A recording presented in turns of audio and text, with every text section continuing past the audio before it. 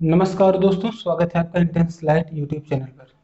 दोस्तों, जैसा कि आपने पिछली क्लास अगर की होगी तो मैंने आपको बताया था कि कुछ तकनीकी कारण जो है, जो रिकॉर्डिंग थी, मैं क्लास तो यहाँ पर कर रहा था, ले रहा था, लेकिन पूरी नहीं हो पाई थी। इस वजह से एक प्रश्न ये था जो कि छूट गया था, और यहीं से हमने आपको बताया था कि नेक्स्ट लेक्चर में इसको कंप्लीट करते हुए आगे बढ़ेंगे। तो ये आज हमें करना है। दोस्तों, आप हैं क्लास 9th के संख्या पद्धति चैप्टर में, और यहाँ पर जो हम पढ़ रहे हैं, फॉलो कर रहे हैं एनसीईआरटी की बुक। ठीक है, तो एनसीईआरटी क्लास 9th मैं ये हर बार आपको बताता हूँ। तो ये तीसरा लेक्चर है अब तक का, और पहला चैप्टर है। चलिए देखते हैं इस प्रश्न को। इस प्रश्न को देखिए, एग्जाम्पल है, आपकी बुक में भी दिया होगा। ठीक है, दिखाइए कि 0.235 पे बार लगा हुआ है, एक परिमेय संख्या है। इसी चीज को आपकी बुक में दूसरे तरीके से लिखा हुआ है कि यह एक p बटे क्यू के फॉर्म का है, जहां p और q इंटीजर है and q does not equal to 0। ये बात कही, यानी परिमेय संख्या पूछ रहा है। अब देखिए, हमने जो संख्या लिखा हुआ है 0.235, देखिए इस पर 35 पे बार लगा हुआ है। हमने आपको बताया था बार का मतलब, इसका मतलब है ये 35 ये इसका जो है ना, इसका आवर्ती हो रहा है, यानी रिकरिंग कर रहा है। 35 बार बार आ रहा है। ठीक है, और ये जो दशमलव कैसा है, अशांत, अशांत भी है, शांत नहीं हो रहा है, आगे तक अनंत तक चला जा रहा है। जब दशमलव अनंत तक चला जाए तो उसको आप क्या बोलते हैं, अशांत दशमलव बोलते हैं, अशांत दशमलव प्रसार। और जब कोई खास कोई संख्या या कुछ संख्या का समूह बार बार रिपीट होता रहे, तब उसको कहते हैं कि अशांत भी है और रिकरिंग भी है। ठीक है, रिकरिंग मतलब आवर्ती। तो ये कैसा है, अशांत आवर्ती दशमलव संख्या। अब देखिए, इसको हमें परिमेय संख्या शो करना है। परिमेय संख्या की परिभाषा आप जानते हैं, जिसे p बटे q के रूप में लिख सकते हैं। और जो p और q है, यानी अंश और हर है, दोनों जो है कोई न कोई एक इंटीजर होना चाहिए या पूर्णांक होना चाहिए, और q जो है 0 के बराबर नहीं होना चाहिए। अब देखिए, इसको हम कैसे सॉल्व करें। तो देखिए, हमने इसको माना था let x is equal to 0.23535 इस तरह से लिख करके dot dot dot and so on. ठीक है, अगर हमने x का मान इतना मान लिया, अब देखिए हम कुछ ऐसा यहाँ पर सेटिंग करेंगे कि जो आपका x माना गया है यहाँ पर दिखाई दे। ठीक है, इसको तोड़ना पड़ेगा। उसके लिए हम क्या करेंगे, पहले 10 से गुणा करके देखते हैं। अगर 10 से गुणा करेंगे, मान लीजिए यहाँ से 10 से मल्टीप्लाई किया, तो ये दशमलव एक अंक इधर आ जाएगा, यानी 2.353535 यहाँ पर दिखाई देगा। लेकिन इससे दोस्तों हम जो है x बराबर 0.235 को नहीं प्राप्त कर पाएंगे। अब हम 100 से गुणा करके देखते हैं। अगर हम 100 से गुणा करेंगे, देखिए 100x बराबर जो इतना पूरा है ना, इसमें 100 से गुणा करेंगे, 100 गुणे इतना लिखेंगे, तो 2 अंक इधर आ जाएगा, यानी 2.3.5, फिर आएगा 3.5 डॉट डॉट डॉट इनफाइनाइट, है ना। अब देखिए क्या करेंगे, क्योंकि यहाँ पर 0.35 है। अब यहाँ पर क्या आ रहा है, अभी भी अगर हम इसको अलग करें, दशमलव के इधर वाले को अलग लिखें, इसको अलग लिखें, तो यहाँ पर हमको 2.35 लेना था। क्या लेना था, 2.35, लेकिन हम यहाँ पर क्या पा रहे हैं, 5.35 पा रहे हैं। अगर हम इसको तोड़ेंगे भी तो 23 दशमलव, फिर तोड़ना मुश्किल होगा, क्योंकि यहाँ पर हम लिखेंगे 3 प्लस 0.03535 इस तरह से, या 2 अगर लिख भी देंगे तो जो है यहाँ पर मिस्टेक होने की संभावना ज़्यादा हो जाएगी। तो इसलिए हम अब 100 से भी ना मल्टीप्लाई करके किससे मल्टीप्लाई करेंगे, 1000 से। अब हम 1000 से दोनों पक्ष में गुणा करेंगे। देखिए 1000 से अगर इधर गुणा करेंगे तो 0.3 अंक पे जाकर लगेगा, यहाँ पर लगेगा ना। अब क्या करेंगे, अब देखिए 1000 x बराबर यहाँ पर है 235 और ये, हाँ यहाँ पर आप केवल 233 धन 2.353535 ऐसे आता जाएगा। ठीक है, अब ये बराबर हो जाएगा ये 1000 x बराबर 233 प्लस, अब एक चीज और करिए कि ये जो टर्म है आपको बनाना है x के बराबर, ठीक है, इसके बराबर लेकर जाना है, यानी दशमलव को एक अंक किधर लाना है। इसके लिए आप क्या करेंगे, इसके लिए आपको करना है 10 से आप अगर यहाँ पर डिवाइड कर दें इस पूरी संख्या को, ये जो इतनी है इसको अगर आप 10 से डिवाइड कर दें तो ये क्या हो जाएगा, दशमलव इधर आ जाएगा।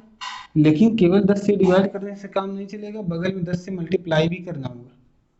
ठीक है, 10 से जब आप मल्टीप्लाई करेंगे तो आपने यहाँ तक तो कर ही लिया था कल, तो ये क्या होगा, आप 10 को बाहर रहने दें और ये जो नीचे वाला हर में 10 है उसका यहाँ पर यूज करें, मतलब उससे भाग दें तो दशमलव एक अंक किधर आ जाएगा, 0.2353535 डॉट डॉट डॉट इनफाइनाइट तक आ जाएगा। लेकिन ब्रैकेट क्लोज और बाहर अभी 10 बाकी है।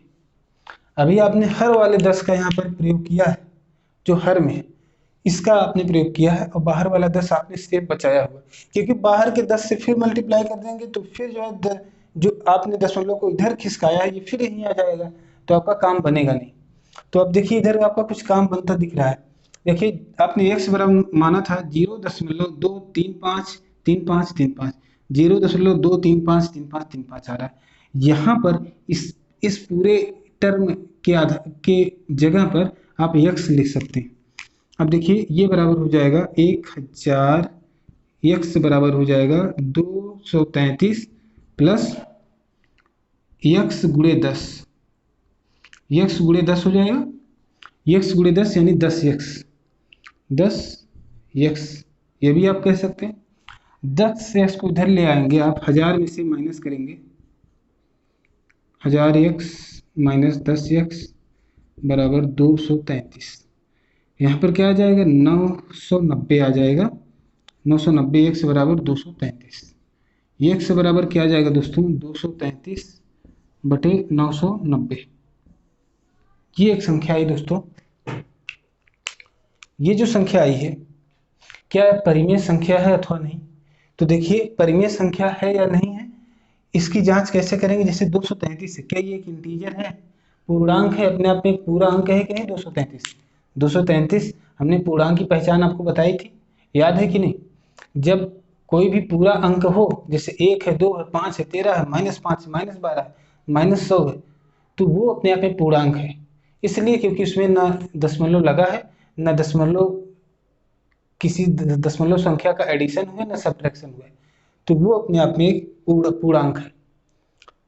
ठीक है, और 990 भी पूर्णांक है, और 990 जीरो के बराबर नहीं है, यानी ये p बटे क्यू के रूप में है भी, p बटे क्यू के रूप में है भी, p और q यानी 233 और 990 दोनों क्या हैं, पूर्णांक हैं, इंटीजर है, और q does not equal to 0 है, इसलिए यह क्या हो गया, p बटे क्यू के रूप में हो गया। यही तो आपको दर्शाना था, तो इस सारी शर्तों को फॉलो कर रहा है, इसलिए जो है हम कह सकते हैं कि यह एक परिमेय संख्या है।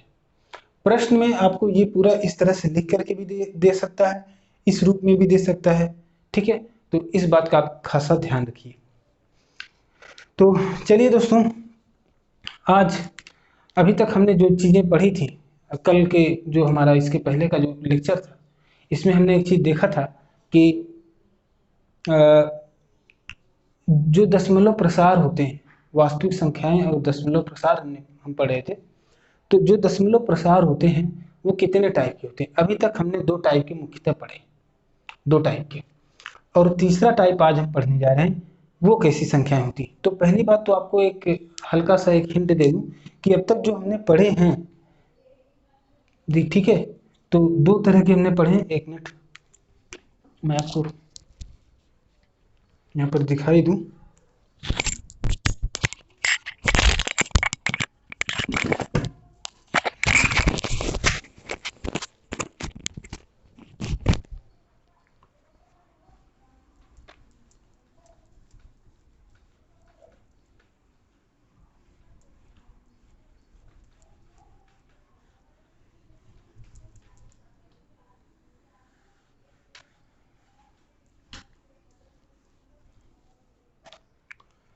दोस्तों, हमने जो दशमलव का प्रसार पढ़ा है उसमें हमने एक पढ़ा शांत दशमलव संख्याएं, एक दूसरा पढ़ा अशांत।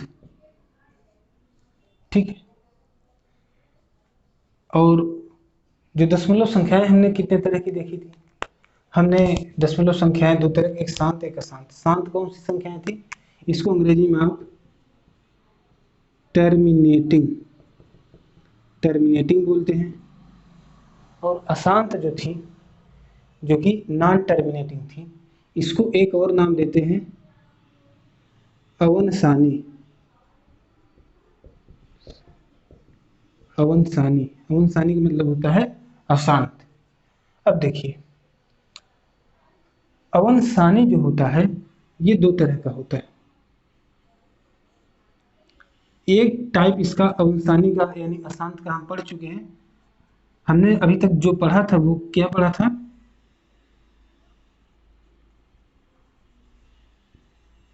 अवनसानी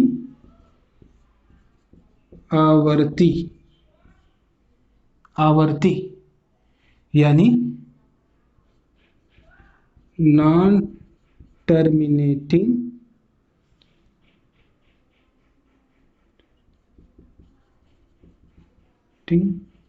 रिकरिंग भी मैं समझा रहा हूँ, एक एक शब्द आपको समझाऊंगा। तो अभी तक हमने जो पढ़ा था दोस्तों, एक पढ़ा था शांत दशमलव संख्याएं, दूसरा अवनसानी आवर्ती दशमलव संख्याएं। अशांत में ये भी, या इसको अशांत आवर्ती बोलते हैं,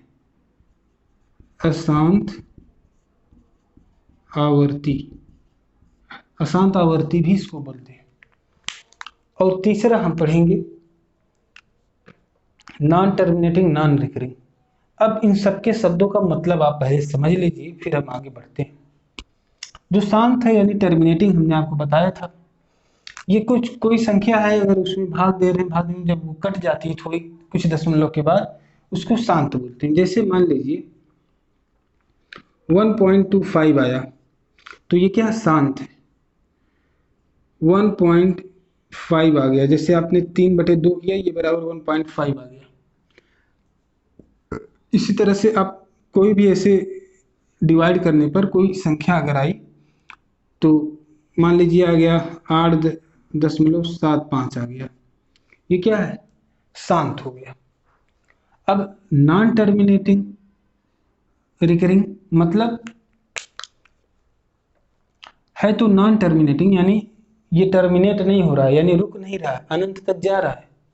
लेकिन इसका कुछ ऐसा भाग है, जैसा कि अभी हमने यहाँ पर दिखाया था कि 0.235, हाँ 2 3 5 3 5 3 5 इस तरह से आता जा रहा था। तो ये किसका उदाहरण था? ये नॉन टर्मिनेटिंग नॉन रिकरिंग का उदाहरण था। क्यों? क्योंकि देखिए, नॉन टर्मिनेटिंग का मतलब होता है अनंत तक चलते जाना, मतलब वो संख्या जो अनंत तक आप भाग देते जाएंगे किसी संख्या में, उसका भागफल जो है अनंत तक आता जाएगा दशमलव के बाद। ठीक है, कहीं खत्म ही नहीं होगा। लेकिन उसकी एक विशेषता होगी कि कुछ उसके संख्या में होंगे, जैसे ये है 3 5 3 5 कुछ संख्याओं का सेगमेंट या कोई एक संख्या लगातार ऐसे अनवरत रूप से आती रहेगी। ठीक है, उसका मतलब होता है रिकरिंग मतलब आवर्ती का मतलब रिकरिंग होता है, यानी बार बार कोई चीज जब आती है तो उसको रिकरिंग बोलते हैं। तो आप ऐसे संख्याओं को पहचानने के लिए बात ध्यान रखिए, जो चीज रिकरिंग है, जो चीज आवर्ती है, ठीक है, वो क्या है? नॉन टर्मिनेटिंग नॉन रिकरिंग, है ना। तो ये बात है। और संयोग की बात क्या है कि जो शांत संख्याएं होती, शांत दशमलव होते हैं, शांत दशमलव होते हैं, ये परिमेय संख्याएं होती हैं, परिमेय संख्या होती है। और अशांत में जो अवनसानी आवर्ती होती है, यानी अशांत आवर्ती, यानी नॉन टर्मिनेटिंग नॉन रिकरिंग जो होता है, वह भी होता है परिमेय संख्या होती है। ठीक।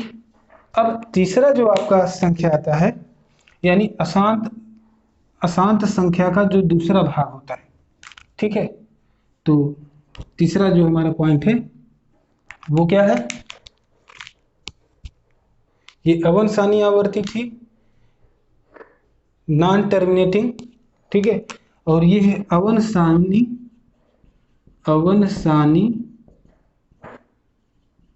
अनावर्ती। अनावर्ती का मतलब दोस्तों क्या होता है? अनावर्ती का मतलब होता है आवृत्ति बार बार नहीं होगी। नॉन टर्मिनेटिंग तो रहेगा, यानी इसका टर्म खत्म ही नहीं होगा, अनलिमिटेड तक चला जाएगा, अनंत तक ये भी आएगा, क्योंकि अशांत है। अशांत या अवनसानी का मतलब तो अनंत तक आते जाना। लेकिन कौन चीजें आएंगी, ये जो है यहाँ पर डाउटफुल रहेगा कि आगे कोई भी संख्या आ सकती है। कोई एक खास सेगमेंट जिस तरह से यहाँ पर रिकरिंग हो रही थी, यानी आवर्ती हो रही थी, जैसे 35 35 35, यहाँ पर कोई इस तरह की संख्या आने वाली नहीं है। तो ऐसी जो संख्याएं होती हैं, ऐसी संख्याएं अपरिमेय संख्याएं होती हैं। तो अपरिमेय संख्याएं के जो भी उदाहरण होंगे वो अवनसानी अनावर्ती के होंगे। इसको अंग्रेजी में क्या कहेंगे, पहले हिंदी का एक और नाम लिखिए, अशांत अनावर्ती भी इसको बोलेंगे, और अंग्रेजी में कहेंगे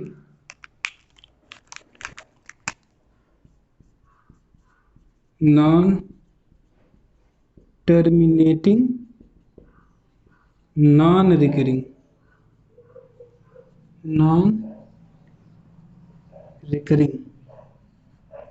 ये है दोस्तों, इसका नाम है नॉन टर्मिनेटिंग नॉन रिकरिंग। ये यानी टर्मिनेट यानी शांत तो हो नहीं रहा, यानी अशांत तो है ही, साथ ही साथ नॉन रिकरिंग भी है, मतलब कोई इसका फिक्स वैल्यू नहीं जो बार बार आता जाए। तो इसमें जैसे कि आप √2 की अगर वैल्यू लेते हैं, √2 की वैल्यू क्या होती है, √2 = 1.414। हम लोग को तो इतना ही याद है ना। लेकिन अभी इसका जब विस्तार आप कैलकुलेटर से निकालेंगे, क्योंकि देखिए बहुत बड़ी संख्या होती है, किसी को याद रहता नहीं है, और आप बुक में देख लीजिए, अथवा मैं आपको यहाँ पर शो कर दे रहा हूँ बुक से, मुझे भी नहीं याद है।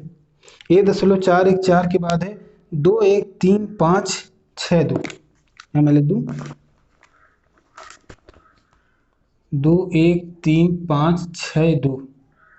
उसके बाद क्या है 37309। उसके बाद भी है 504880। उसके बाद है 504880। आगे बहुत सारी संख्याएं अभी भी बुक में दी हुई हैं, लेकिन इतने से ही समझने की कोशिश कीजिए, इतने से ही समझने की कोशिश कीजिए कि 1 दशमलव के बाद 4 आया, फिर 1 आया, फिर 4 आया, फिर अगर 1 आता तब हमें लगता कि कुछ है, लेकिन नहीं।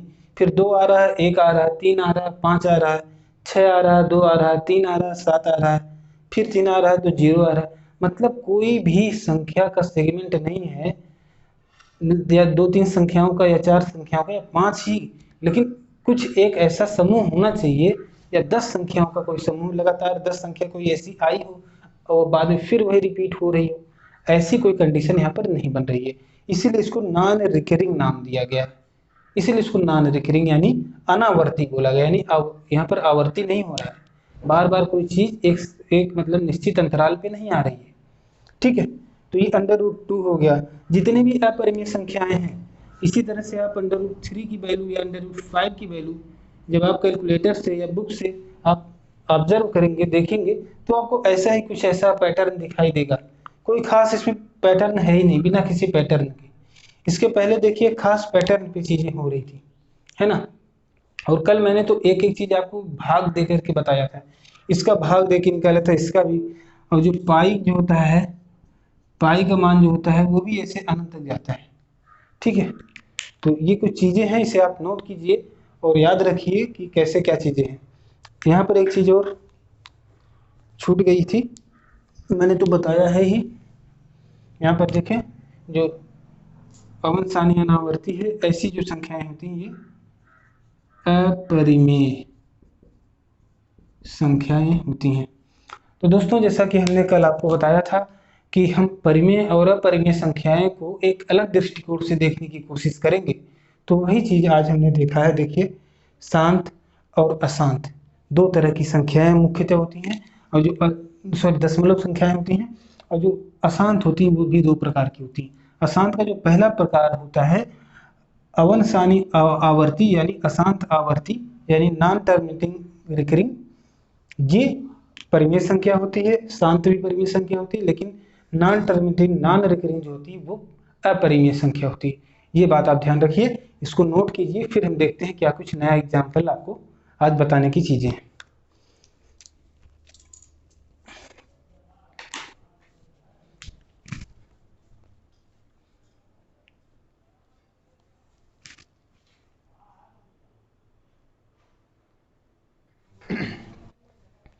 चलिए दोस्तों, अगला जो हमने एक प्रश्न लिया हुआ है, 1/7 और 2/5 के बीच की एक अपरिमेय संख्या ज्ञात करें। अभी तक आपने सीखा था कि दो भिन्न अगर हैं उनके बीच एक परिमेय संख्या ज्ञात करना, लेकिन यहाँ पर दो परिमेय संख्याएं दी हुई हैं और पूछा क्या गया है कि इनके बीच कोई एक अपरिमेय संख्या ज्ञात कीजिए, इरेशनल नंबर। अब हमें क्या करना होगा, कौन सी युक्ति लगानी पड़ेगी वो सीखिए। पहली बात तो आपको इन दोनों को दशमलव के रूप में लिखना होगा। ठीक है, तो देखिए ये 1/7 बराबर क्या होगा, 1/7 बराबर, इसको निकालने के लिए आप क्या करेंगे, यहाँ पर देखिए 1 से 7 से 1 में आप भाग देंगे,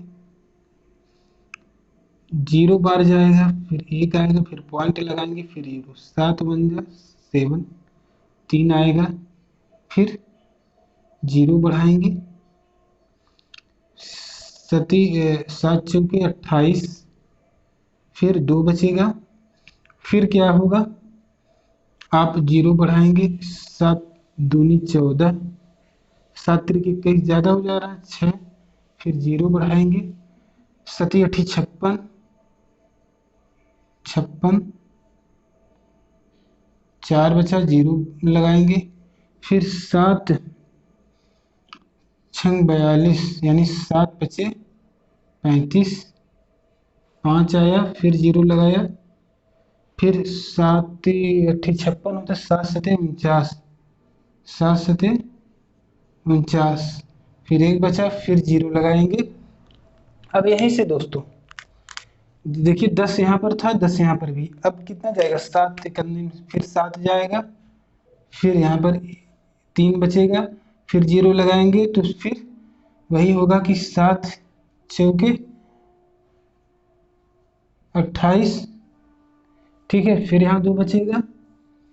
तो इस तरह से आप देख रहे हैं, इसके बाद से यानी जैसे ही ये संख्या ये जो है ये रिपीट हुआ, यहाँ पर शेषफल 1 बचा था और यही शेषफल यहाँ पर फिर से बच गया। अब फिर 0 बढ़ाएंगे, फिर वही प्रक्रिया करेंगे, जितनी बार यहाँ पर ले गए थे उतनी बार यहाँ पर भी ले जाएंगे, यानी आपका भागफल आएगा क्या, यहाँ पर भी 4 2 8 5 7 आएगा, और यहाँ तक जब ले जाएंगे फिर से वही एक शेषफल बचेगा, बचेगा ना, फिर से वही चीज आएगी। यानी ये जो संख्या है 1 4 2 8 5 7, फिर 1 4 2 8 5 7, फिर 1 4 2 8 5 7, यही बार बार आती जाएगी। इसका मतलब क्या है, ये इसका एक कुछ संख्याओं का एक समूह है जो बार बार रिपीट हो रहा है, यानी रिकरिंग हो रहा है, यानी आवर्ती हो रहा है। इसलिए ये दशमलव जो है संख्या कैसी संख्या है, अशांत है और रिपीट होने वाली है, यानी नॉन टर्मिनेटिंग रिकरिंग है, रिकरिंग हो रही है यहाँ पर। यानी इसको आप कुछ यूं लिख सकते हैं, 0.142857 इसके ऊपर आप बार लगा दीजिए, इसको इस तरह से बार बार लिखने की जरूरत नहीं पड़ेगी। इसी तरह से 2/7 है, इसको भी आप निकालिए। इसको भी निकालना होगा। देखिए 2 से भाग दीजिए, 2 से भाग दीजिए 7, 7 से भाग दीजिए 2 में, 2 में डिवाइड कीजिए, 0 बार जाएगा, 2 आएगा, पॉइंट लगाइए, 0 बढ़ाइए। 7 त्रिक 21 ज़्यादा होगा, 7 दूनी 14 बार जाएगा, कितना आया, 6 आया, फिर 0 बढ़ाइए, 7 8 56, क्योंकि 7 9 63 ज़्यादा हो रहा है, 4 आया, फिर 0 बढ़ाया, 7 7 49 ज़्यादा होगा, 7 6 42 भी ज़्यादा हो रहा है, 7 5 35 35, 5 आया, 0 बढ़ाया, 7 7 49, 1 आया, फिर 0 बढ़ाया, यहाँ पर एक 0 आ गया। और एक 0 के बाद आप जानते हैं जब एक शेषफल बचता है तो अंत में क्या आता है, 14285 आएगा ही आएगा, डेफिनेटली आएगा, क्योंकि 10 जब आ गया फिर आप यही तो सेक्शन सी पकड़ेगा, 7 से आप भाग दे रहे हैं, ठीक है, ये संख्या यहाँ पर आएगी, फिर यही संख्या दोबारा आएगी, फिर यही आएगी, यानी यहाँ पर जो है जो 2/7 है ये बराबर क्या है, 0.2857 14285 इस पर आप बार लगाएंगे, ये एक संख्या आ रही, ठीक है। यहाँ पर कहीं कोई मिस्टेक तो नहीं हुई, एक बार आप देख लें, फिर मैं आगे बढ़ता हूँ।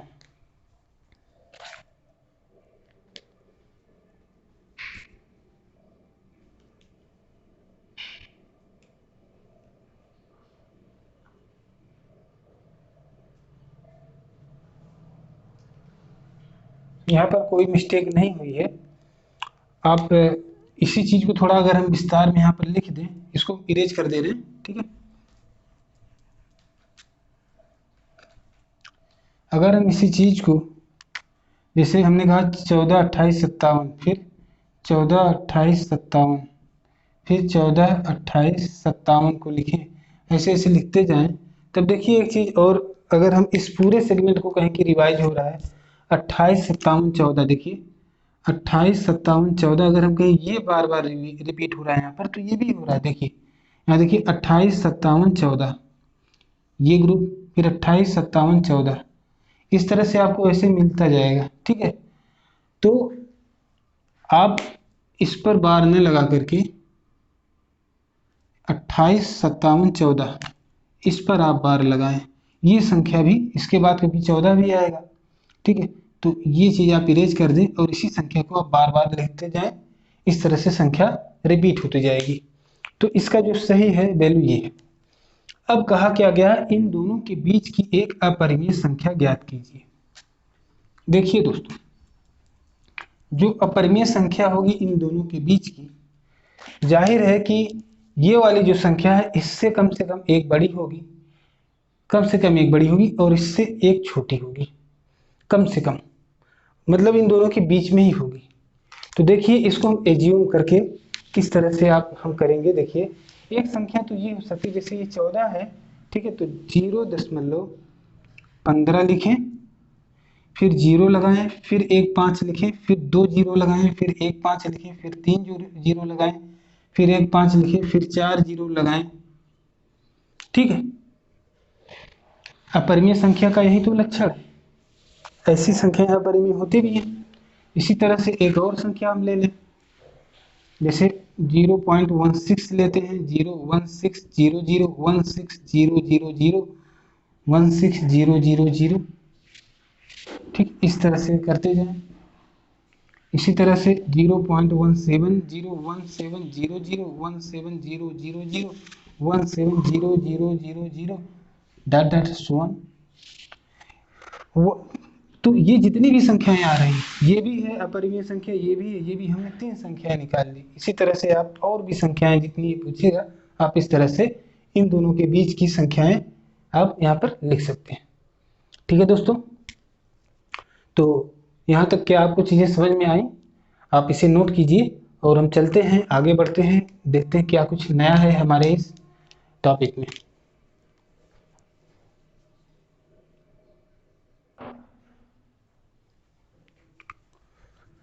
चलिए दोस्तों, संख्या पद्धति के अगले जो है सेगमेंट में हम करेंगे एक्सरसाइज, और यह है प्रश्नावली 1.3। प्रश्नावली है 1.3। इसमें जो प्रश्न दिए गए हैं उनको हम देखेंगे।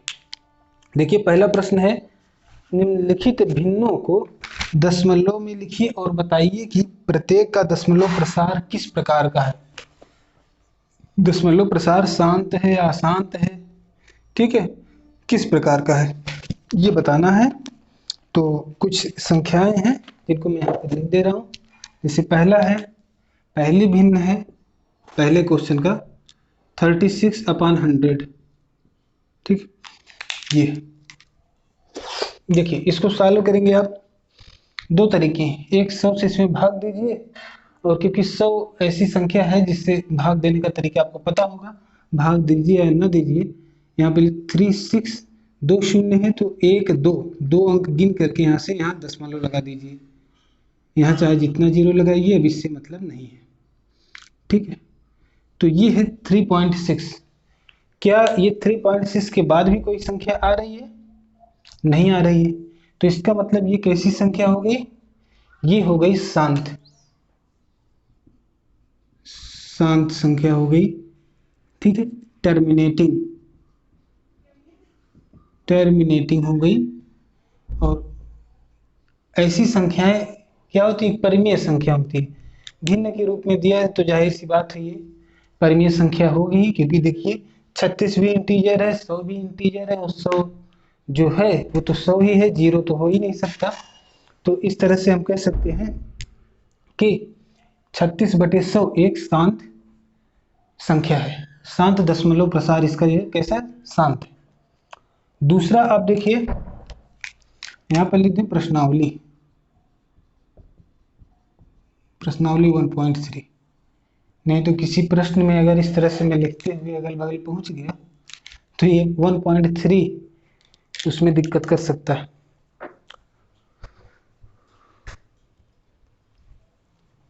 आइए, दूसरा प्रश्न है 1/11।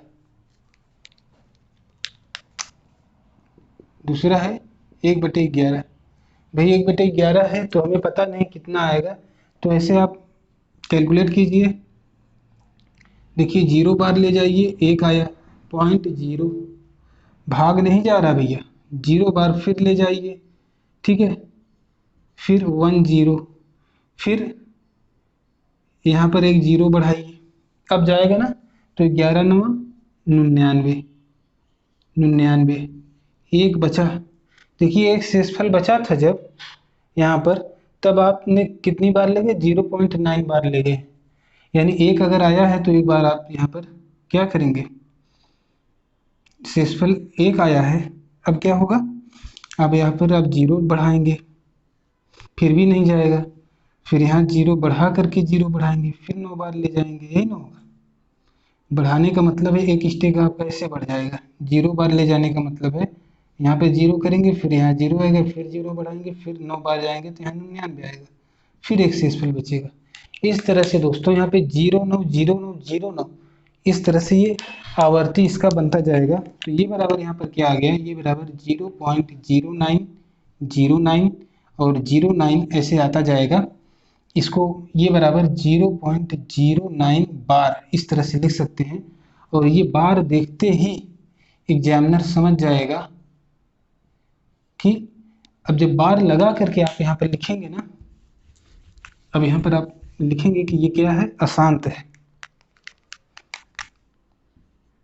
अशांत आवर्ती, आवर्ती यानी 0.9 का जो है आवर्ती हो रहा है, और अशांत तो है ही क्योंकि अनंत तक आ रहा है।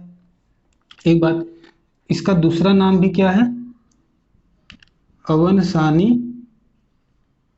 अवनसानी आवर्ती, या इंग्लिश में बोलते हैं, नाम को इसकी परिभाषा से, इसकी क्वालिटी से या इसकी गुणधर्म से आप मिलान करके सीखिए, तब आपको नाम भी याद हो जाएगा और ये भूलेगा भी नहीं। अवंसानी आवर्ती, या इसी को आप अंग्रेजी में लिखेंगे non terminating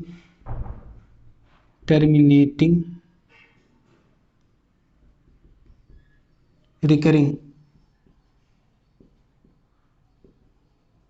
non terminating recurring. ठीक है, रिकरिंग मतलब आवर्ती, एक निश्चित समय के बाद वो संख्या दोहराई जा रही है। देखिए 0.9 बार बार दोहराता चला जा रहा है इसमें। यही चीज, यही सारी बातें यहाँ पे बतानी। अगला प्रश्न क्या है, देखिए तीसरा प्रश्न इसका जो दिया हुआ है वो क्या है। तीसरा है 4 सही 1/8। 4 सही 1/8। अब इसको देखिए, इसको कैसे हल करेंगे। इसको पहले साधारण भिन्न में बदल लीजिए। तो 7 चौके 28, 28 1, सॉरी 8 चौके 32, हम देखिए 7 का पढ़ रहे हैं। 8 चौके 32, 32 1 33, तो ये 33/8 ये भिन्न है। अब इसी को जो है थोड़ा सा आप भाग दे करके निकालिए। ठीक है, तो ऐसे भाग दीजिए 8 से 33। तो देखिए 8 दूनी 16, 8 3 24, 8 चौके 32, 8 चौके 32, 1 आया, पॉइंट लगाया, 0 बढ़ाया। ठीक है, फिर 8 इकन्ने में 8, 2 आया, फिर 0 बढ़ाया, फिर 8 दूनी 16, 8 3 24 हो रहा, तो 8 दूनी 16, फिर 4 आया, फिर 0 बढ़ाया, 8 पंचे 40, ये पूरा जो है कट जा रहा है, यानी इसका जो वैल्यू आया दशमलव प्रसार क्या हो गया 4.125। इसके आगे जा नहीं रहा, यानी ये शेषफल जब 0 हो जाता है, हमने बताया था जब शेषफल 0 हो जाता है तो वो कैसा संख्या होता है, वो शांत होता है। ठीक है, तो ये कैसा है, शांत है, यानी टर्मिनेटिंग। दशमलव प्रसार कैसा है, टर्मिनेटिंग है, यानी शांत है। ठीक है दोस्तों, चलिए आगे देखते हैं। तो पहले प्रश्न पहला दूसरा तीसरा हमने कर लिया है, और चौथा पांचवा और छठवां भी देख लेते हैं। ठीक है, इसको हम इरेज कर दें। समय देख लेते हैं, 1 मिनट समय चल रहा है। और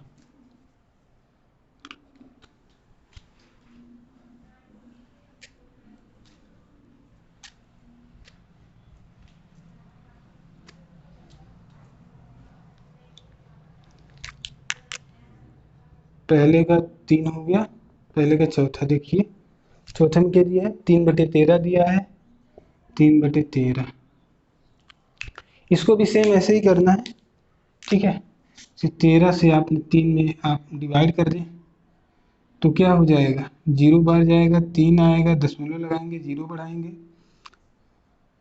13 दूनी 26, 13 3 39 ज़्यादा हो रहा है, 13 दूनी 26, 4 बचेगा, फिर 0 बढ़ाएंगे, 13 3 39, 39 1 आएगा, फिर 0 बढ़ाएंगे, नहीं जा रहा है, यहाँ पे 0 बार ले जाएंगे, 10, फिर 0 बढ़ाएंगे, फिर देखिए 100 आ रहा है, तो 13 6 78, 13 7 91, 13 7 91, फिर कितना आया, 9 आ गया, फिर 0 आपने बढ़ाया, फिर 13 7 91 है, तो 13 छक्के 13 छक 78, 78 कितना आ गया, यहाँ पे 2 आया, और यहाँ पर 1 आया, 12। फिर यहाँ पर क्या आ जाएगा, 0 बढ़ाया आपने, फिर 13 जो है देखिए 13 नवैया 117, 117 आया, यहाँ पे 3 आया। दोस्तों यहाँ पर देखिए, यहाँ पे 3 शेषफल फिर से बच गया, और यहाँ पर 3 शेषफल बचा हुआ था एक बार। तो यानी अब यहाँ पे 30 आने के बाद 13 दूनी 26 आप ले जाएंगे, और फिर से वही चीज़ें आप प्रक्रिया दोहराएंगे। यानी अब जो आएगा यहाँ पर, फिर 13 दूनी 26 ले जाएंगे, यहाँ 0 बढ़ा कर दे। ठीक है, फिर यहाँ पर भी 4 शेष आएगा, जब 4 शेष आया था 0 बढ़ा के फिर 13 3 39 ले गए थे, तो 13 3 39 यहाँ भी ले जाएंगे, आगे भी इस तरह से 0769, इसी चीज का जो है बार बार आगे रिपीटेशन होता जाएगा। तो ये जो संख्या आ गई दोस्तों, ये बराबर आ गया 0.230769। ठीक है, फिर आएगा 230769, 230679। इसी तरह से ये रिकरिंग होता जाएगा, यानी इसका आवर्ती आता जाएगा। इसीलिए अब इसको हम ज़्यादा लंबा ना लिख करके सीधे इसके ऊपर ऐसे हम बार लगा देंगे, और यहाँ पर हम लिखेंगे ये कैसा, किस टाइप का है, ये किस टाइप का दशमलव प्रसार है। यह नॉन टर्मिनेटिंग एंड रिकरिंग है। नॉन टर्मिनेटिंग रिकरिंग यानी अशांत, या इसको अवनसानी आवर्ती, नॉन टर्मिनेटिंग, हिंदी में स्मॉल लेटर में नॉन टर्मिनेटिंग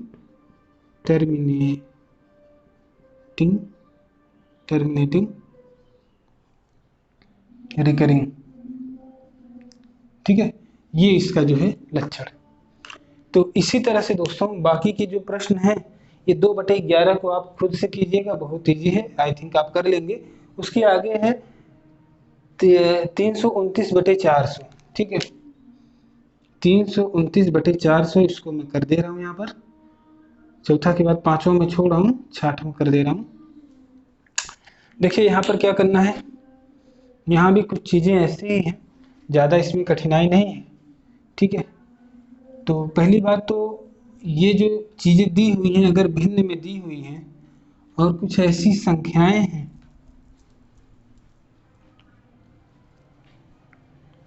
यही लिख लेता हूँ ऊपर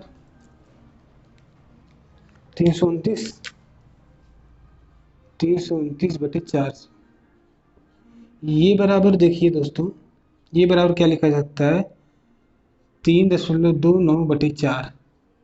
4 से इसमें भाग दीजिए, 4 से 3.29 भाग दीजिए, क्या आएगा, देखिए जीरो बार ले जाएगी, 0 आएगा, 3 दशमलव को यहाँ लगाइए, फिर 2 उतारिए, तो 4×8 = 32 कट गया। ठीक है, क्या उतरेगा, 9 उतरेगा, फिर 4×2 = 8, क्या आया, 1 आया, फिर 0 बढ़ाया, 4×2 = 8, फिर 2 आया, फिर 0 बढ़ाया, 4×5 = 20, पूरा हो गया, कैंसिल आउट, शेषफल 0 आ रहा है और आगे अब हम ले नहीं जा सकते, यानी ये आना बंद हो गया, यानी शांत हो गया बेचारा, चुपचाप। तो ऐसे कैसा संख्या है, ये शांत दशमलव प्रसार हुआ इसका। यहाँ पर ये पूरा लिखेंगे 0.8225, इस चीज़ को यहाँ पे लिखेंगे, ये बराबर इतना, और दशमलव प्रसार इसका ये है और ये शांत है। ठीक है, यानी टर्मिनेटिंग है। ओके, तो चलिए ये सब आप नोट कीजिए, और इसमें सिर्फ मैं एक ही सवाल छोड़ रहा हूँ आपके अभ्यास के लिए। आप चाहें तो बहुत सारी भिन्न आप ऐसे अपने मन से लिख सकते हैं, और उसके शांत या अशांत होने के बारे में आप इस तरह से कैलकुलेट करके आप अपनी कॉपी में या नोटबुक में या रफ की कॉपी में प्रैक्टिस कर सकते हैं। ठीक, चलिए आगे देखते हैं। एक प्रश्न है, कह रहे हैं कि आप जानते हैं 1/7 बराबर 0.142857, ऊपर बार लगा हुआ है, अभी हमने निकाला भी था। वास्तव में लंबा भाग दिए बिना आप यह कैसे बता सकते हैं कि 2/7, 3/7, 4/7 और 5/7 और 6/7 के दशमलव प्रसार क्या हैं, यदि हाँ तो कैसे। ठीक है, इसका भी निकाला जा सकता है वैल्यू। ठीक है, बहुत इजी है। क्या ये प्रश्न में यहाँ लिख दूँ, देखिए कह रहे हैं कि आप जानते हैं कि 1/7 बराबर क्या लिखा है, 0.14, उसके बाद क्या है 2857, इस पर इन्होंने बार लगाया हुआ दोस्तों। उसके बाद ये कह रहे हैं कि अगर 2/7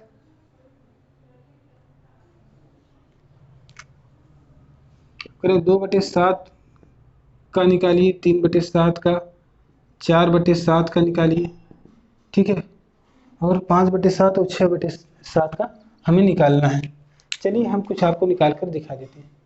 भाई अगर ये 2/7 है, क्या हम इसको ऐसे नहीं लिख सकते? 2 × 1/7 लिख सकते हैं ना। तो ये बराबर क्या हो जाएगा? 2 × 0.142857 बार। ये आएगा कि नहीं आएगा? बिल्कुल आएगा। ये बराबर क्या हो जाएगा?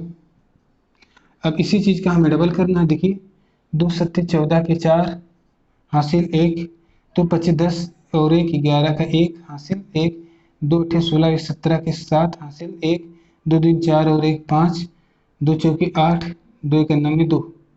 ठीक, ये आ गया।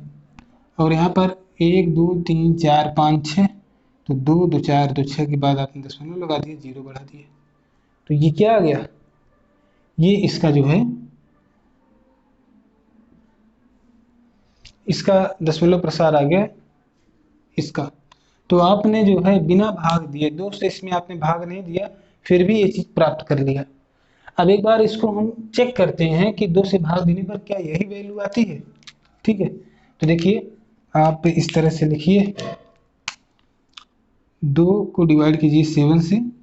देखिए तो 0 बार जाएगा, यहाँ पर 0 लिखेंगे, 2 आएगा, दशमलव लगाएंगे, 0 बढ़ाएंगे।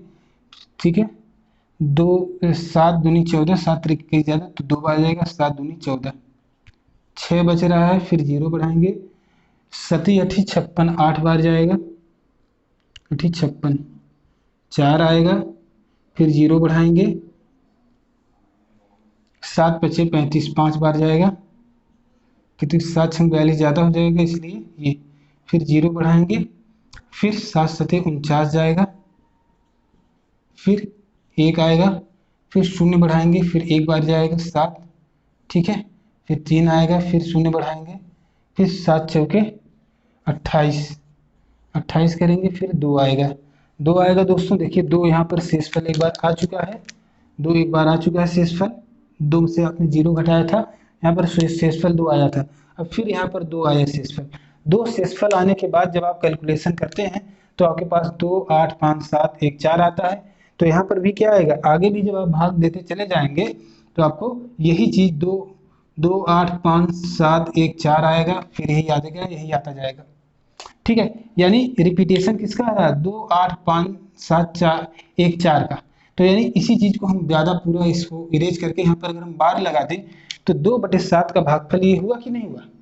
तो यही बात कह रहा है कि जो चीज भाग देकर ये चीज निकाली जा सकती है, आप आपको अगर 1/7 की वैल्यू पता है तो इन सब की वैल्यू कैसे निकालेंगे? तो 2/7 की वैल्यू हमने 2 को अलग किया, 1/7 की वैल्यू लिखा, इसमें मल्टीप्लाई कर दिया, आ गया, और जो आया उसके ऊपर बार लगा दिया, क्योंकि इसका जो भागफल आ रहा है आगे जा रहा है, इसका मतलब ये भी तो बार ही है। ये जो संख्या रिपीट हो रही है इस सबको हम इरेज करके यहाँ पर हम इसे बार लगा दें। देखिए यही तो है ना, 285714, 285714 ऊपर बार लगा हुआ है, तो वही चीज है। ठीक है, इस तरह से आपने 2/7 को यहाँ पे कैलकुलेट कर लिया, आपने नियम समझ लिया है ना। इसी तरह से आप 3/7 को निकालने के लिए आपको हम बता दें, अब आपको भाग देना ही नहीं है। ये तो भाग मैंने इसलिए दिया ताकि आपको यकीन हो जाए कि भाग देने पर भी वही संख्या आ रही है जो इसमें मल्टीप्लाई करने पर आ रही है। कहीं आपके मन में ये शंका ना बैठा हो कि भाग जो हमने मल्टीप्लाई किया है जो आया है, मान लीजिए इसका डबल तो आ गया, लेकिन इस पर बार लगा है कि नहीं, वही चीज बताने के लिए मैंने यहाँ पर भाग दे करके आपको समझाया। ठीक है, तो ये हो गया 2/7 की वैल्यू। अब 3/7 को देख लें। ठीक है, अब 3/7 को निकालने के लिए दोस्तों 3 × 1/7 करेंगे, ये बराबर 3 × 1/7 की जो वैल्यू है ये लिखेंगे 0.142857। ठीक है, इस पर बार लगा हुआ है, ये बराबर 3 से इसमें मल्टीप्लाई करें तो 3 7 21 का 1 हासिल 2, 3 3 5 15, 15 2 17 के 7 हासिल 1, 3 8 24 से 25 के 5 हासिल 2, और 3 दूनी 6 2 8। ठीक है, और 3 चौके 12, 3 चौके 12, और ये कितने अंक पे दशमलव है? 2 2 4 2 6, तो 2 2 4 2 6 यहाँ पे दशमलव लगा दें। ये अगर मल्टीप्लाइकेशन ये सही हुआ होगा तो इसका आंसर यही है। यहाँ पर आप बार भी लगाएंगे, ठीक, बार लगा दीजिए। और इसी तरह से दोस्तों आप 4/7, अब समझता हूँ मैं 4/7, 5/7, 6/7 की वैल्यू आप इसी तरह से आप कैलकुलेट कर लेंगे, आपको भाग देने की ज़रूरत नहीं पड़ेगी। ठीक है दोस्तों, तो आई होप कि ये चीज़ें आपको समझ में आ गई होंगी, और बाकी के इसके जो है टर्म उसको आप स्वयं से निकालने की कोशिश कीजिएगा। बहुत ही इजी है, बहुत आसानी से आप इसे निकाल सकते हैं। एक बार मैं टाइम चेक कर लूँ। देखिए 28 मिनट हो गए हैं, और अभी देखना है ये है कि कितने प्रश्न हैं। अभी तो हमने सिर्फ 2 प्रश्न किए हैं इस प्रश्नावली में, और तीसरा प्रश्न है कि निम्नलिखित हैं and Q does not equal to 0 है। तो अब देखिए इसमें क्या करना है। प्रश्न संख्या 3 पे चलिए, इसको हम इरेज कर दें। ठीक है, जल्दी जल्दी, इस समय बहुत वेस्ट होता है इस तरह से, लेकिन आप 10 सेकंड के लिए वीडियो को स्किप कर लिया करें। ठीक है, समय की कोई, देखिए p बटे q के रूप में व्यक्त करना है, यानी परिमेय संख्या के रूप में व्यक्त करना है। ठीक है, क्योंकि कंडीशन भी परिमेय संख्या वाली दे दी है कि 0 नहीं होना चाहिए, p और q पूर्णांक होना चाहिए। अब तो आपको परिमेय संख्या की परिभाषा मैंने इतनी बार बताई, आपको याद हो जाना चाहिए। पहला वो कह रहे हैं कंडीशन, तीसरे में देखिए पहला क्वेश्चन है 0.6 का बार, 0.6 का बार लगा हुआ है। इसको जो है हमें p बटे q के रूप में लिखना है।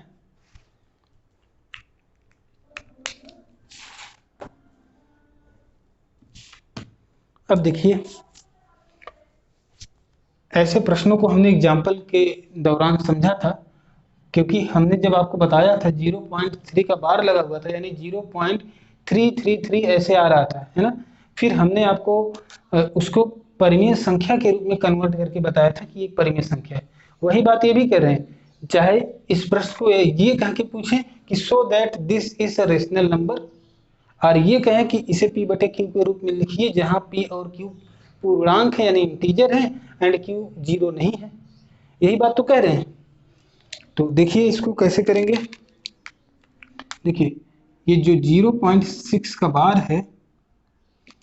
है ये बराबर है 0.6666 ऐसे ऐसे, ये इसका मतलब यही है, इतना तो आप जानते हैं। अब देखिए let x is equal to 0.666 dot dot dot and so on.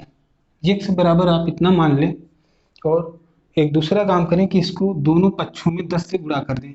तो 10 से मल्टीप्लाई करेंगे, 10x इज इक्वल टू आएगा 6.666 dot dot dot infinite, and 10x फिर ये बराबर हो जाएगा ये 6 plus 0.666 dot dot dot infinite. अब देखिए हमने इसको तोड़ लिया है, यहाँ से 6 को अलग लिख लिया और 0.666 को अलग कर लिया है। अब ये जो वैल्यू है ये बराबर है, देखिए x के, ठीक, ये वैल्यू बराबर है x के, तो यहाँ पर हम रिप्लेस कर देंगे x से। तो यहाँ 10x बराबर 6 प्लस x, ये बराबर हो जाएगा, इसको इधर ला के माइनस करेंगे, इतना तो आप जानते हैं। तो यहाँ पे 9x बचेगा बराबर 6, तो x बराबर आएगा 6/9, ये बराबर हो जाएगा 2/3।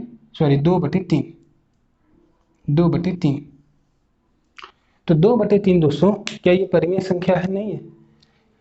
तो देखिए यहाँ पर देखिए p बाई के रूप में है, जहाँ पर p यानी अंश जो है 2 क्या है? इंटीजर है, और 3 भी इंटीजर है, और 3 डज नॉट इक्वल टू 0, यहाँ पे 0 तो आया ही नहीं, 3 आया, तो यानी ये 2/3 यानी p बाई के फॉर्म में है। जो क्वेश्चन कह रहा है कि जिस रूप में दिखाने के लिए उस रूप में हमने शो कर दिया है। ठीक है, यहाँ पे लिख सकते हैं वो बातें। चलिए आगे बढ़ते हैं अगले प्रश्न की ओर। अगला प्रश्न क्या है? 0.47 के ऊपर बार लगा हुआ है। ठीक,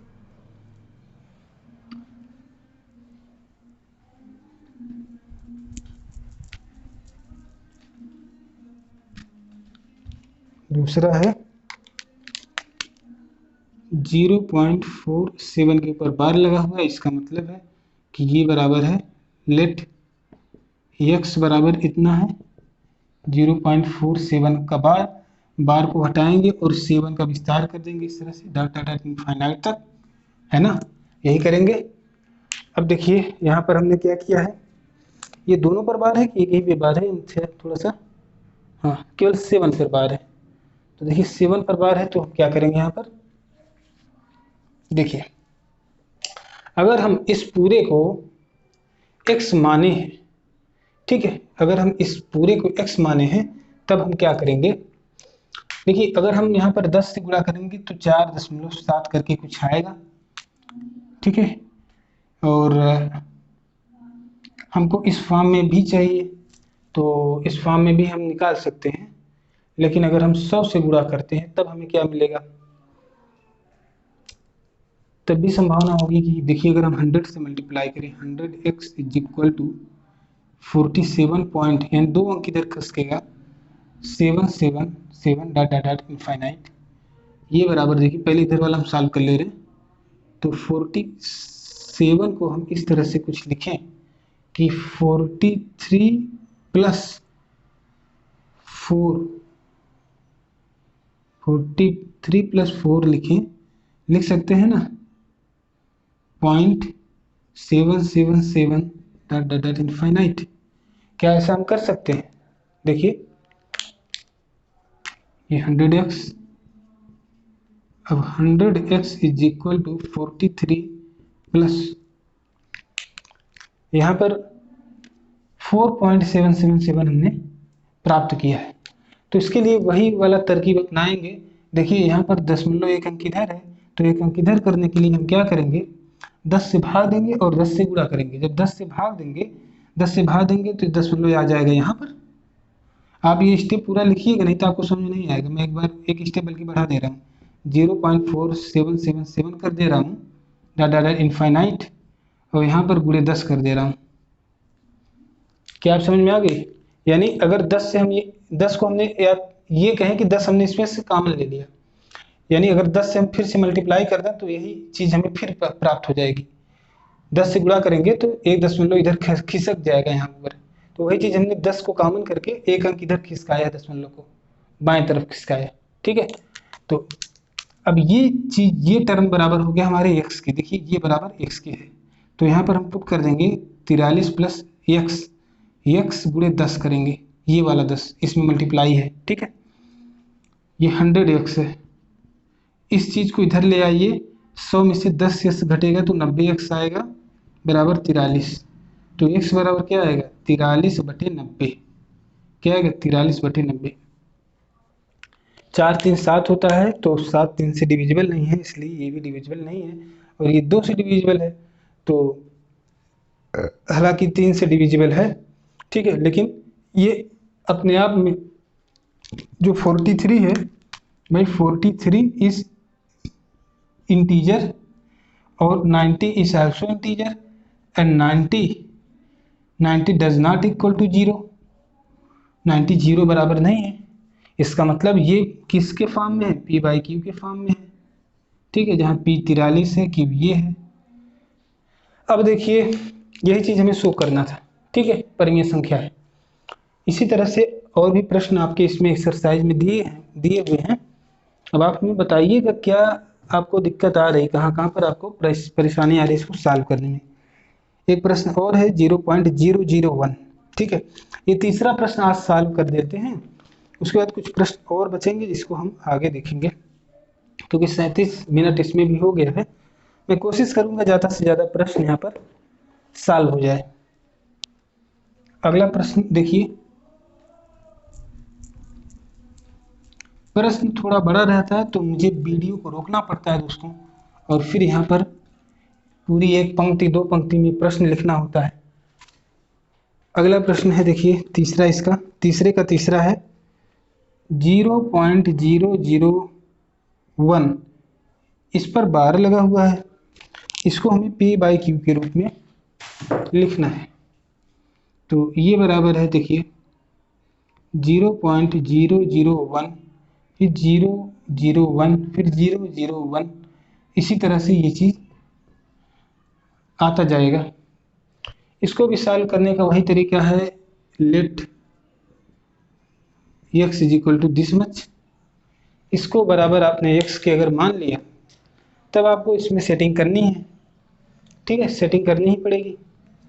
तो x बराबर क्या हो जाएगा, आप यहाँ पर किससे मल्टीप्लाई करना चाहते हैं? अगर आप देखिए 10 से गुणा करेंगे 1 अंक यहाँ पर आएगा, कोई मतलब निकल रहा है। 100 से गुणा करेंगे 2 अंक इधर आएगा। 1000 से गुणा करेंगे 3 अंक इधर आएगा, बचेगा ये पूरा चीज। आपको चाहिए क्या? पॉइंट जो आपका सेगमेंट उन्हें 0.1011001001 आए।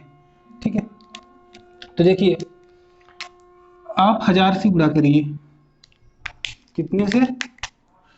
1000 से आप मल्टीप्लाई करिए इधर, 1000 से इधर मल्टीप्लाई करेंगे तो 1 2 3 अंक इधर दशमलव खिसक जाएगा, तो 1 पॉइंट आ जाएगा 001 001 001, ऐसे आता जाएगा इनफाइनाइट तक।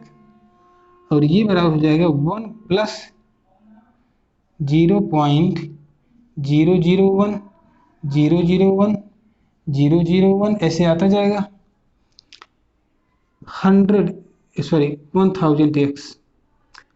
1000x is equal to 1 plus, देखिए ये पूरा जो सेगमेंट आ रहा है x के बराबर आ रहा है, तो हमने यहाँ पे x लिख देना है।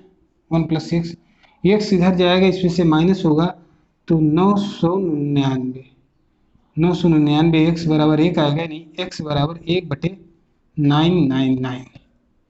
ये है दोस्तों। अब यहाँ पर एक जो है कहा है p/q के रूप में लिखना है, तो देखिए p/q के रूप में आ गया, जहाँ पर p बराबर है 1, p बराबर 1 है, जो कि ये क्या है? इंटीजर है। q बराबर है 999, ये भी एक क्या है? इंटीजर है, यानी पूर्णांक है।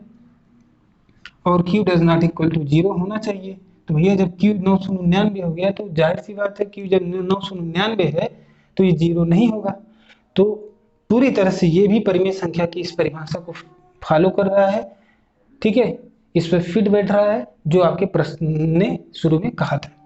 तो इसी तरह से हम कह सकते हैं 1/999 एक परिमेय संख्या है, या ये जो दिया है ये दशमलव प्रसार एक परिमेय संख्या का दशमलव प्रसार है। ठीक है दोस्तों, तो क्या ये चीज़ें आपको अच्छे से समझ में आ रही है? हमको जरूर बताइएगा कमेंट करके। और देखते हैं अगले अपने प्रश्न को। देखिए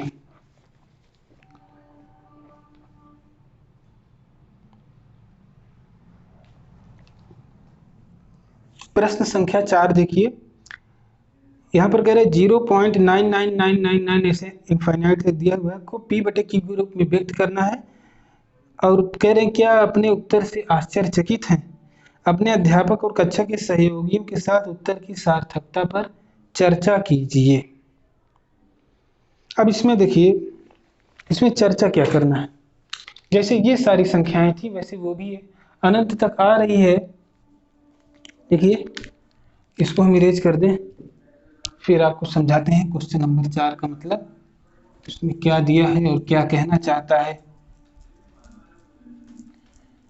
देखिए कह रहे हैं कि 0.999 इस तरह से दिया हुआ है, p/q के रूप में लिखना है, और p/q के रूप में लिखना है और अपने उत्तर की सार्थकता पर कि उत्तर जो है कितना सार्थक है, कितना सही है, या कितना जो है कह सकते हैं कितना जो है क्लोज है, मतलब जो बेस्ट आंसर है, कितना एक्यूरेट है, इस बात पे चर्चा कीजिए शिक्षक के साथ मिलकर।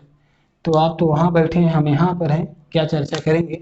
लेकिन कुछ बातें जो चर्चा की जा सकती है उस पर हम थोड़ा सा लेक्चर यहाँ पर, अब तक वही चीज़ें होती आ रही हैं। अगर आपने शुरू से कल वाला अगर आपने वीडियो देखा होगा और आज वाला अब तक लगातार आप देख रहे हैं, तो ज़रूर इस चीज़ को आप जो है अच्छे से इसका एक्सप्लेनेशन कर सकते हैं।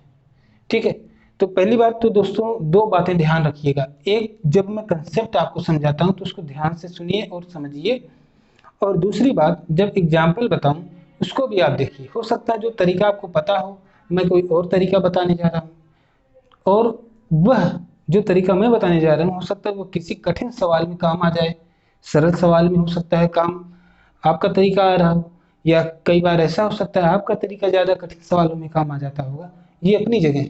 लेकिन अगर आप प्रतिदिन 1 घंटे आधे घंटे इस तरह से समय देते हैं इन चैनल पर, तो जाहिर तौर पर आपका फ़ायदा ही है। कंसेप्ट क्लियर करना मेन एजेंडा है, प्रश्न के हल और उसके उत्तर तो कहीं से भी मिल जाएंगे। ठीक है, तो चलिए देखते हैं इसको कैसे हल करेंगे या इसका क्या कहने का मतलब है। देखिए इस तरह से अगर ये वैल्यू दिया हुआ है, इसका मतलब है कि ये क्या है, 0.9 का बार है, बस। बहुत बड़ी संख्या नहीं, इतनी छोटी संख्या है और इतना बड़ा लिख करके आपको डरा देता है। ठीक है, इसको बड़ा तो आप खुद ही ऐसे पकड़ के खींचेंगे, अनंत तक बड़ा होता चला जाएगा। ये खाली इसका ये जैसे कि स्प्रिंग होता है, एक स्प्रिंग होता है छोटा सा, ऐसे देखने में लगता है, और बंधा हुआ दोनों तरफ से। इसका यहाँ पर एक वो जो है कनेक्टर रहता है, इसका कनेक्टर यहाँ से हटाइए, जैसे ही छटकेगा यहाँ से निकलेगा और ये जो है सीधा ऐसे हो जाएगा स्प्रिंग ऐसे। आप किसी वीडियोज़ वगैरह में जो छोटे वाले वीडियो आते हैं, इस तरह आप देखते होंगे, छोटी सी पाइप में कोई चीज़ ऐसे प्रेस करके रखी हुई होती, फिर ऐसे उछल के ऐसे हो जाती, फैल जाती है। ठीक है, तो वही चीज़ है, इसको सिर्फ फैलाना है। ठीक, यहाँ पे फैला के रख दिया ताकि आप डर जाएं।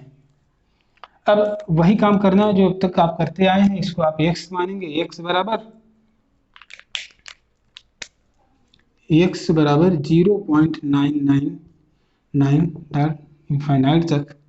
अब इसी चीज़ को आप हल करेंगे, जैसे 10 से आप मल्टीप्लाई कर दें तो 10x बराबर क्या हो जाएगा, 9.9999, ऐसे इनफाइनाइट तक आएगा 9। अब 10x बराबर 9 प्लस 0.999, वही चीज़ आपने लिख दिया।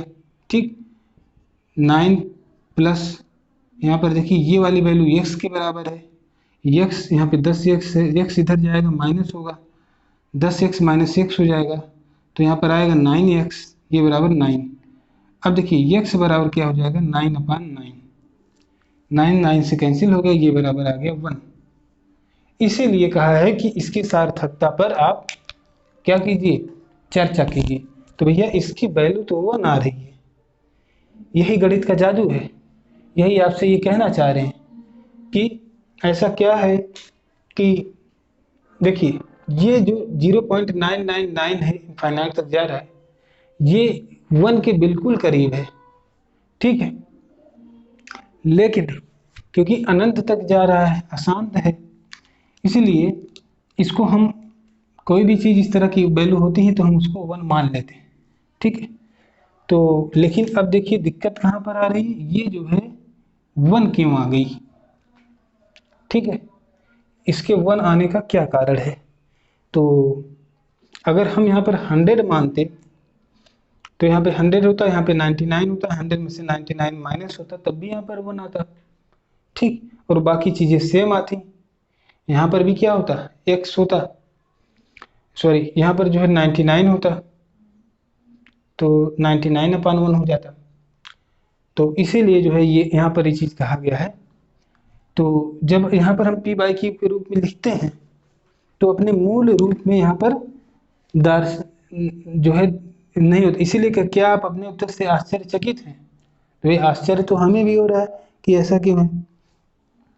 अब देखिए इसमें जो चर्चा करने की बात की गई है, ठीक है, वो अब इसका एक्सप्लेनेशन मैं किसी और दिन आपको दूंगा, क्योंकि यहाँ पर देखिए जो चीज़ें यहाँ पर आई हैं, क्योंकि ये इसके बिल्कुल करीब है,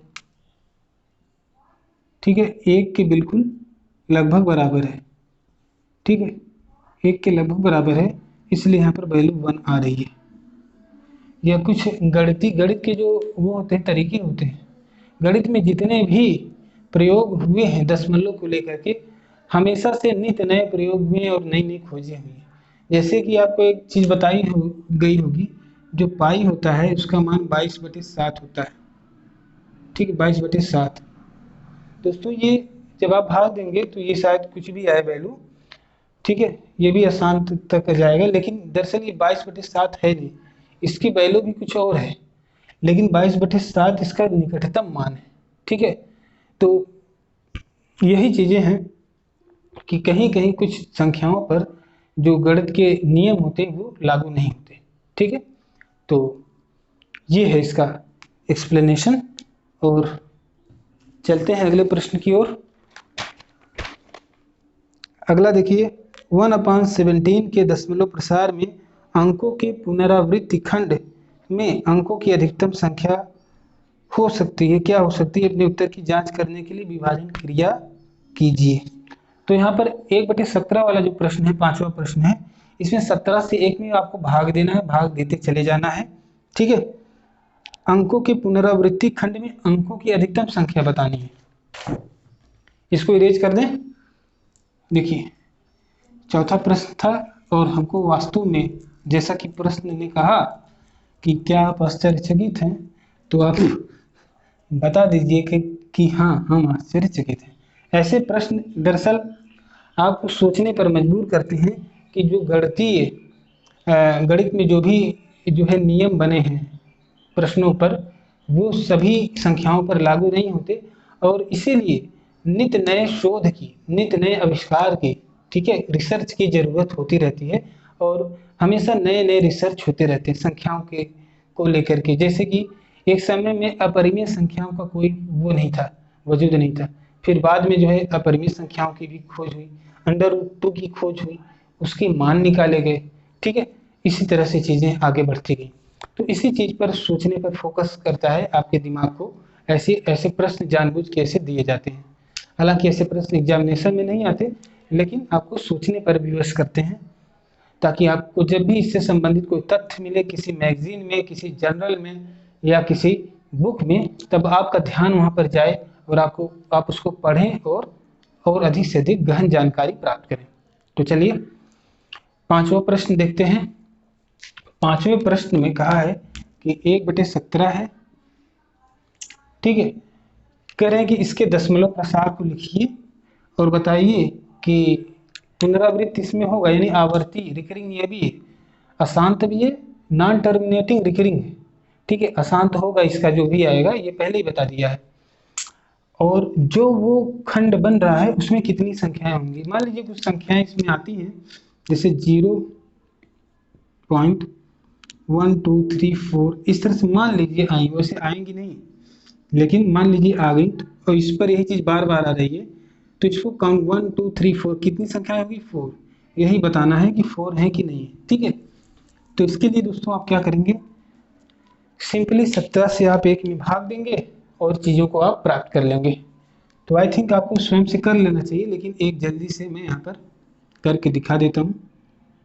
एक देखिए, 0 बार ले गया, 0 आया, 1 आया, पॉइंट लगाया, 0 बढ़ाया, फिर 0 बार ले गया, फिर 1 0, फिर 0। अब देखिए कितनी बार आप लेकर के जाएंगे। 17 छक्का 102 होता है, ज़्यादा हो जाएगा, 17 25 जाएगा, 17 25 85, क्या आ गया, यहाँ पर 5 आ गया और यहाँ पर 1 आ गया। ठीक, अब यहाँ पर फिर आपने 0 बढ़ाया, 17 छक्का 102, 17 छक्का 102, 17 सत्ते 119, 17 अट्ठे 136, 17 अट्ठे 136, क्या आ गया, यहाँ पर 4 आया, यहाँ पर 1 आया, फिर आपने 0 बढ़ाया, फिर 17 अट्ठे 136 जाएगा, 136 ही जाएगा, क्योंकि 17 नहीं है 153 हो जाएगा, 150 से भी ज़्यादा होगा। तो यहाँ पर आ गया 4, यहाँ पर फिर 0 आपने बढ़ाया, 17 दूनी 34, 2 बार जाएगा 34, यहाँ पर आ गया 6। ठीक, फिर 0 आपने बढ़ाया, क्या आ गया, फिर 60 आ गया, 17 दूनी 17 3 51, 17 चौका 68, 17 3 51, यहाँ पर आ गया 9, फिर 0 बढ़ाया, 17 छक्का 102 होता है, तो 17 पचे 85, 85, यहाँ पर आ गया क्या 5, फिर 0। देखिए 50 एक बार आ चुका है, कहीं 50 अभी तक नहीं आया है, तो जब तक कोई चीज़ रिपीट नहीं तब तक हम भाग करते जाएंगे। तो 17 दूनी 34, फिर 17 दूनी यहाँ पर 34 ले जाएंगे, आएगा क्या, यहाँ पर आएगा 10 में से ये जाएगा 6 आएगा, और ये 4 है, 4 में से 3 जाएगा 1 16। ठीक है, यहाँ पर हम 160 अब लिखेंगे, फिर 17 से भाग देंगे, 17 17 नौया 153, 153 आ गया 7, और ये 1, फिर 0, फिर 17 नौया अगर 153 आ रहा है, और ये सॉरी ये तो इतना ही आएगा, 70 आएगा। अब देखिए 17 दूनी 34, 17 3 17 चौका 68, 17 चौका 68, फिर 2 आया, फिर 0 आया, 17 एक अन्नम 17 3, फिर आया 0, 17 दूनी 34 होता है, तो 17 एक अन्नम फिर 17 जाएगा। ऐसे आप भाग देते जाइए, अगर कहीं मिस्टेक नहीं हुआ होगा तो आपका जितना भी आंसर आएगा सही आएगा।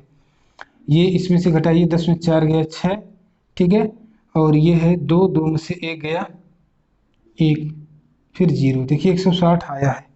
160 अभी तक नहीं आया था क्या? अभी तक कोई चीज़ रिपीट क्यों नहीं रही? इतनी लंबी संख्या आ गई, कहीं कोई मिस्टेक तो नहीं हो गई? कोई मिस्टेक हुई हो तो आप मिलाइएगा, क्योंकि हमको देखिए अभी तक रिपीट होती हुई दिख नहीं रही है। एक बार हम यहाँ से चेक कर लेते। देखिए 10 आया तो 17 एक बार तो जाएगा नहीं, ठीक है, 0 बार हमने ले गए, फिर 0 बढ़ा 17 पचे 85, यहाँ पर 15 आया 0, फिर 17 अट्ठे 136, 136 में यहाँ पर 4 बचा, और यहाँ पर 4 में से 3 गया 1 बचा, 136 फिर घटाया तो यहाँ पर 4 बचा और ये कैंसिल हो गया, फिर 34 घटाया, यहाँ पर 6 बचा है, और यहाँ पर क्या बचेगा? यहाँ तो कट जाएगा, 60 17 3 51, 9 बचा 0, 17 पचे 85, 5 बचेगा 0। यहाँ तक तो सही है। चलिए आगे भी करते हैं। तो 17 नौया 153, हाँ देखिए यहाँ से तो रिपीट होगा। 17 नौया 153, देखिए यहाँ से 160 यहाँ पर आया था, शेषफल 16 देखिए यहाँ आया था 16, और यहाँ पर भी देखिए 16 आया है, तो 160, 17 नौया 153, यानी इसके पहले वाला जो नाम आया था ये इसी के आगे से रिपीट होगा। देखते हैं आगे, थोड़ा सा और कर लेते हैं। तो 17 नौया 153, ठीक है, 17 चौका 68, फिर 17 का नाम 17, गलत हो गया यार, ये 14 क्यों लिखा हमने? यहाँ गलती हुई है तभी तो गलत आ रहा है। 17 दूनी 34, 17 करने में 17 जाएगा यहाँ पर, 17, यहाँ पर 3 आएगा, और ये यहाँ पर जाएगा 2 में से जाएगा 1 आएगा, फिर 0 बढ़ाएंगे, 0 बढ़ाएंगे, हाँ फिर गलती हो रही है, 2 में से 1 जाएगा तो 1 बचेगा ना भाई। 130 आ रहा है, 130 इसके पहले कभी आया है? कभी नहीं आया है। यहाँ तो रिपीट वाला आ ही नहीं रहा, फिर भी देखते हैं, हो सकता है कभी आ जाए। तो 17 छक्का 102, 17 सत्ते 133, तो 17 छक्का 102 ही जाएगा, ठीक है। यहाँ पर 8 आएगा, यहाँ पर ये 2 ही आएगा, फिर 0 बढ़ाएंगे,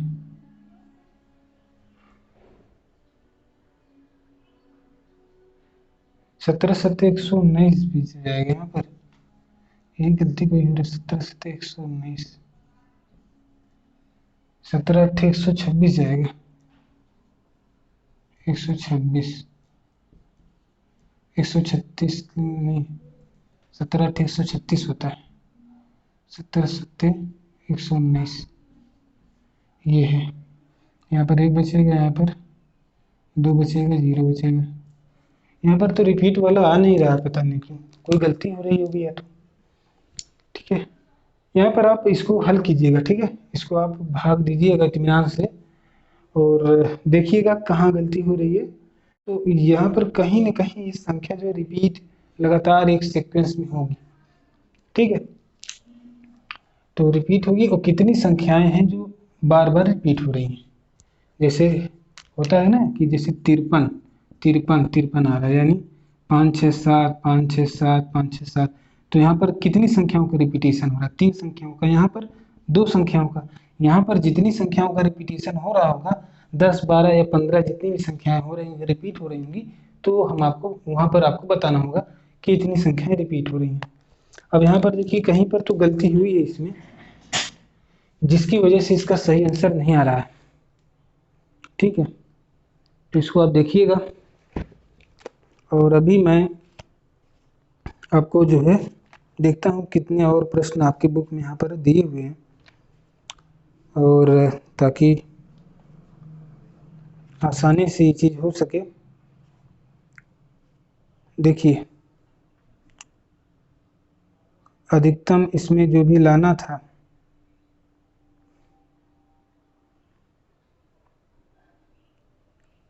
जो असली इसका आंसर था वो तो नहीं आ पाया।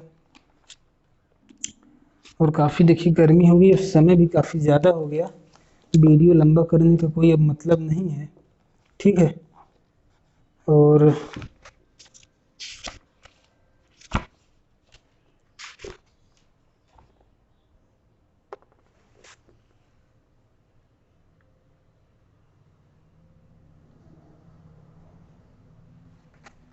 वीडियो लंबा ज़्यादा करने का मतलब नहीं है, इसको आप भाग देते रहिए। आप अगर दीजिएगा, मुझे लगता है तो मैंने चेक भी किया तो कहीं जो है गलती नहीं आ रही यहाँ तक।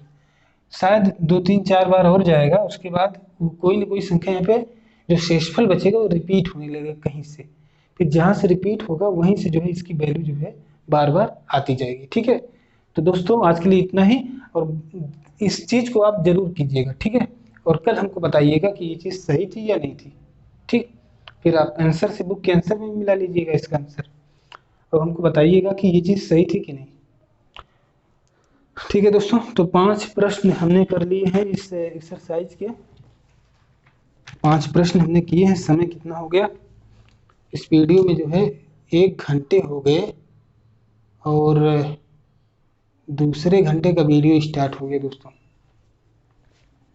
ठीक है, तो चलिए कोई बात नहीं, अगला दोस्तों हम वीडियो जब जारी करेंगे तो इसमें जो 6वां 7वां 8वां और 9वां ये प्रश्न आपको हम हल करके बता देंगे।